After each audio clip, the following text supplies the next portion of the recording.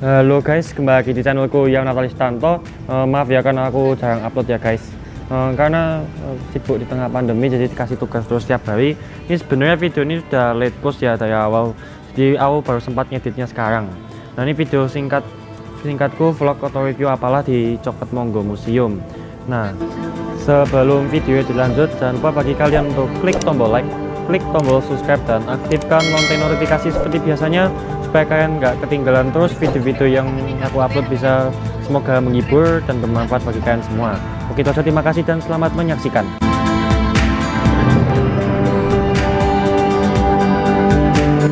Nah, sesampainya kita di Coklat Monggo, nah sudah banyak yang berubah ya guys. Terus sebenarnya aku sudah membuat video di Coklat Monggo 3 tahun yang lalu. Videonya kalian bisa cek, aku udah taruh linknya di deskripsi, dan kalian juga bisa cek iCard di atas ini ya. Di sini juga ada museum, tapi saya nggak bisa ke situ karena ini museum lagi ditutup karena lagi musim corona.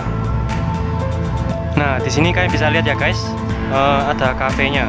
Dulu pas 3 tahun lalu aku mampir di sini belum jadi kafenya, masih dibangun, tapi sekarang sudah jadi. Nah, kalian bisa lihat di sini. Oke, pas sampai di sini tuh nggak ada beda sama sekali sebelumnya. Pas aku tekan gini, bedanya atau tenan. Yang pasti di sini harganya nggak berubah, tetap mahal seperti biasa. Nah, di situ juga ada mobilku, dan ini di tembok ini ada semacam lukisannya. Dulu pas 3 tahun yang lalu nggak ada, tapi sekarang sudah ada. Nah, sebuah perbedaan yang sangat signifikan ya guys. Sudah di sini sudah mulai direnovasi, sudah mulai banyak juga. Dan ini toiletnya dulu nggak ada, sekarang sudah ada.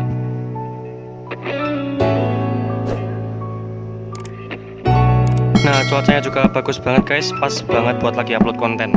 Nah, pokoknya bagi kalian yang dari luar Jogja wajib mampir di Coklat Monggo, karena Coklat Monggo ini coklatnya beda dari yang lainnya. Coklat Monggo ini benar memiliki kualitas yang sangat bagus, dan kalian pokoknya wajib coba, karena Coklat Monggo ini memiliki banyak sekali rasa dan varian, dan benar-benar merupakan ciri khas Indonesia guys.